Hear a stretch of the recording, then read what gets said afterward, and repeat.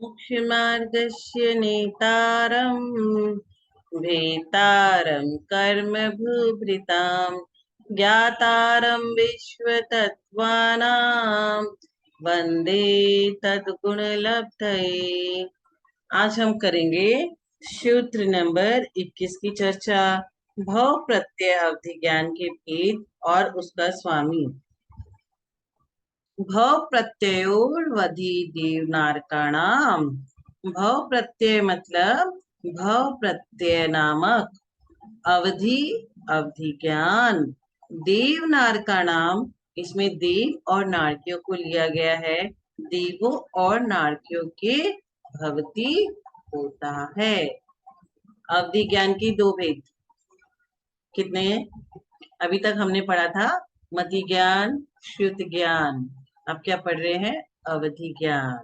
अवधि ज्ञान की दो भेद, भव प्रत्यय अवधि ज्ञान और क्षयोपम निमित्तक अवधि ज्ञान। क्षयोपम निमित्तक अवधि ज्ञान का दूसरा नाम गुण प्रत्यय अवधि ज्ञान है। तो अवधि ज्ञान कितने? दो। कौन कौन से? भव प्रत्यय अवधि ज्ञान और क्षयोपम निमित्तक अवधि ज्ञान। क्षयोपम निमित्तक अवधि ज्ञान का दूसरा नाम गुण प्रत्यय अवधि ज्ञान। भव प्रत्यय अवधि ज्ञान किसे कहते हैं? आयु और नाम कर्म का निमित्त पाकर। किसका किसका निमित्त? आयु और नाम कर्म का निमित्त पाकर जीव की जो नर नारकादि पर्याय होती है उसे भव कहते हैं। हम लोग बोलते हैं ना, हमें कौन सा भव मिलेगा? नर पर्याय मिलेगी कि नारकी मिलेगा कि तिर्यंच मिलेगा? कौन सा मिलेगा? कि देव मिलेगा? ये पता नहीं हमें। तो आयु और नाम कर्म का निमित्त पाकर जीव की जो नर नारकादि पर्याय होती है उसे भव कहते हैं। प्रत्यय कारण अथवा निमित्त को कहते हैं। जिस अवधि ज्ञान के उत्पन्न होने में भव अर्थात पर्याय ही निमित्त होता है, अन्य व्रत आदि कारण नहीं होते, उसे भव प्रत्यय अवधि ज्ञान कहते हैं। कैसे? इसका एग्जाम्पल लेके समझेंगे। पक्षी लोग क्या करते हैं? आकाश में गमन करते हैं। आकाश में गमन करना भव निमित्तक होता है, शिक्षा गुण की अपेक्षा से नहीं होता। यह भव की अपेक्षा से है कि पक्षीगण आकाश में ही गमन करते हैं। भव प्रत्यय अवधि ज्ञान में अवधि ज्ञानावरण क्रम का क्षयोपम भी रहता है। ज्ञानावरणी कर्म का क्षयोपम होने से ही उस चीज का ज्ञान होगा। पर्वत देव व नार पर्याय में नियम से प्रकट होता है। बोलते अवधि ज्ञान किन में पाया जाता है? तो चार पर्याय है। कौन कौन सी? नर मतलब कर्मों में की जो मनुष्य है, उसके बाद तिर्यंच, उसके बाद देव और नारकी। तो ये नियम से देवों और नारकियों में अवधि ज्ञान पाया जाता है। भव प्रधान है ये। भव प्रत्यय अवधि ज्ञान तीर्थंकर को भी होता है। तीर्थंकर को जन्म से तीन ज्ञान होते हैं। कौन कौन से? मति ज्ञान, श्रुत ज्ञान और अवधि ज्ञान। और मन प्रय ज्ञान जब वो दीक्षा लेते हैं, विशुद्धि में पहुंच जाते हैं 8वें गुण स्थान में, तब उन्हें मन प्रय ज्ञान भी हो जाता है। और सबसे लास्ट फुल एंड फाइनल उन्हें केवल ज्ञान भी हो जाता है अंतिम में। तो तीर्थंकर को क्या ज्ञान होते हैं? सब ज्ञान होते हैं उन्हें, लेकिन जन्म के संग तीन ही ज्ञान होते हैं। कौन कौन से? मति, श्रुत और अवधि। मना परे ज्ञान जन्म से नहीं होता, वह ज्ञान मुनिराज को होता है, विशुद्धिधारी मुनिराज को। लेकिन ये अवधि ज्ञान जन्म के संग नारकियों और देवताओं में पाया जाता है। अब गुण प्रत्यय अवधि ज्ञान क्या होता है? जो अवधि ज्ञान व्रत नियम आदि के द्वारा अवधि ज्ञानावरण कर्म की क्षयोपम से होता है, उसे गुण प्रत्यय क्षयोपम निमित्तक अवधि ज्ञान कहते हैं। अब आप बोलोगे गुण प्रत्यय अवधि ज्ञान के कितने भेद है और उसका स्वामी, इसके बारे में बताएं।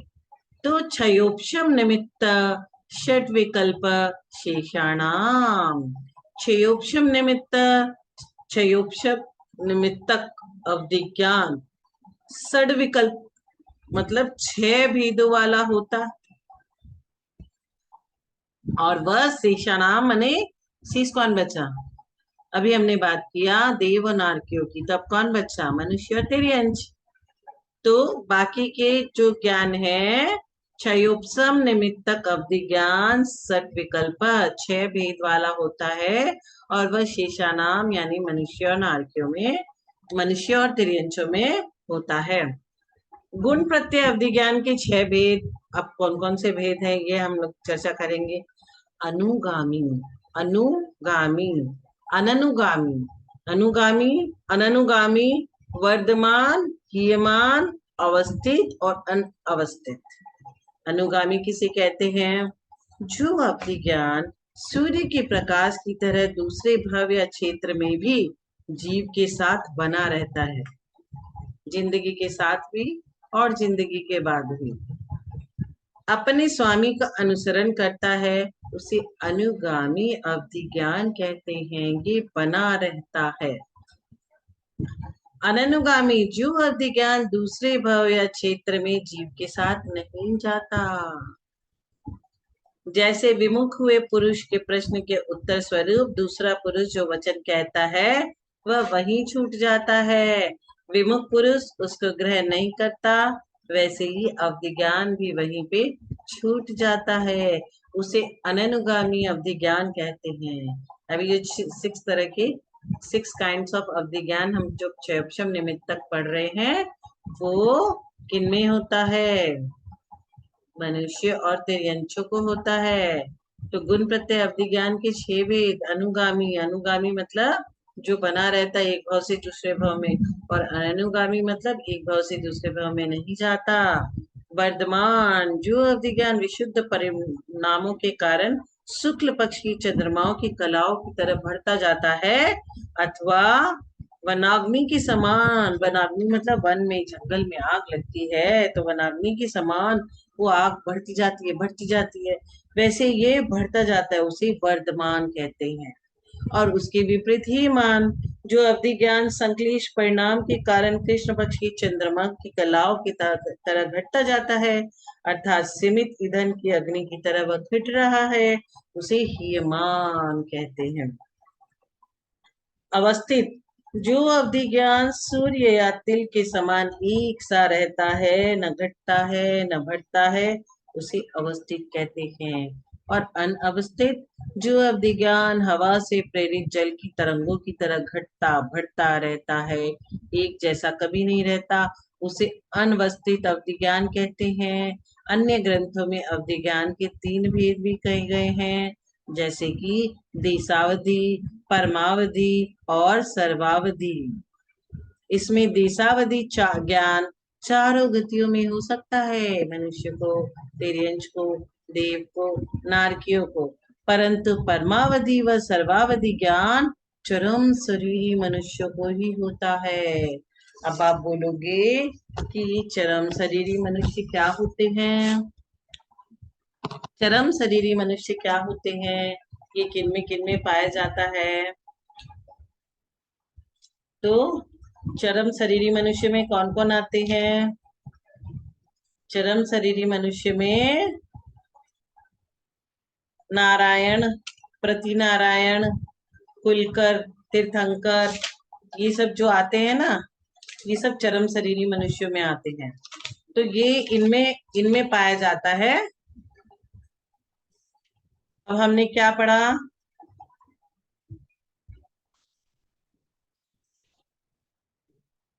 6 प्रकार के कौन कौन से अवधि ज्ञान? अनुगामी, अननुगामी, वर्धमान, हीयमान, अवस्थित, अनावस्थित।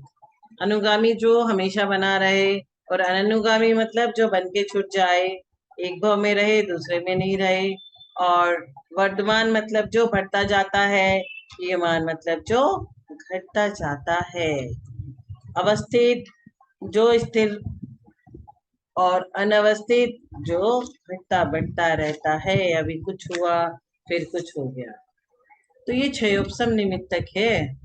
अब हम आगे पढ़ेंगे सूत्र संख्या 23 में मन परे ज्ञान के भेद। अभी हमने क्या पढ़े? अवधि ज्ञान के भेद। अब पढ़ेंगे मन परे ज्ञान के भेद। मन पर्य ज्ञान के भेद। ऋजु विपुलमति मन पर्य। मन पर्य ज्ञान ऋजु विपुलमति, ऋजु और विपुलमति दो प्रकार के होते हैं।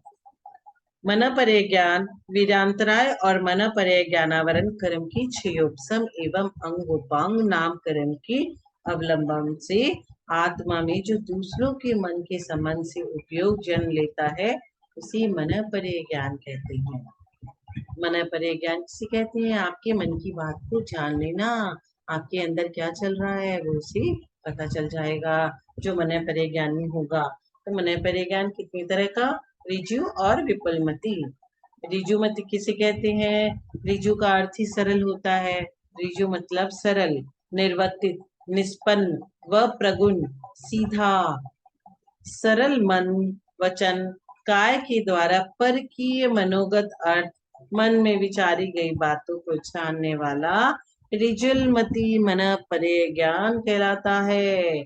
मन वचन काय की सरलता से स्पष्ट विचारे गए दूसरे के मन में स्थिर पदार्थों को जानने वाला ज्ञान।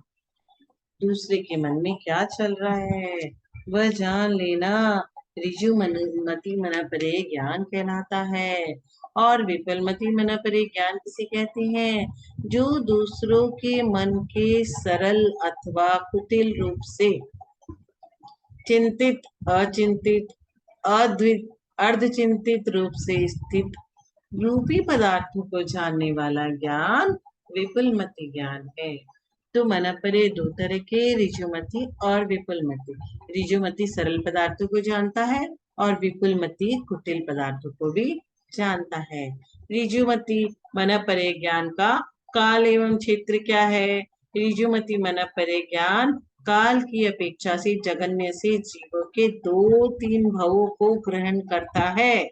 उत्कृष्ट से गति अगति की अपेक्षा 7-8 भावों को ग्रहण करता है। क्षेत्र की अपेक्षा जगन्य से व्युति पृथकत्व और उत्कृष्ट से योजन पृथकत्व के भीतर की बात को जानता है, इसके बाहर की बात को नहीं जानता। विपुलमति मन परे ज्ञान का काल और क्षेत्र क्या है?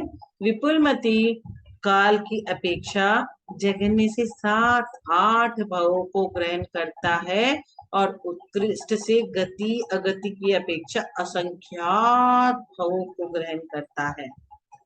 क्षेत्र की अपेक्षा जगन्य से योजन पृथक्य और उत्कृष्ट से मानसोत्तर पर्वत के भीतर की बात जानता है, इसके बाहर की नहीं। क्योंकि मन परे ज्ञान किनको होता है?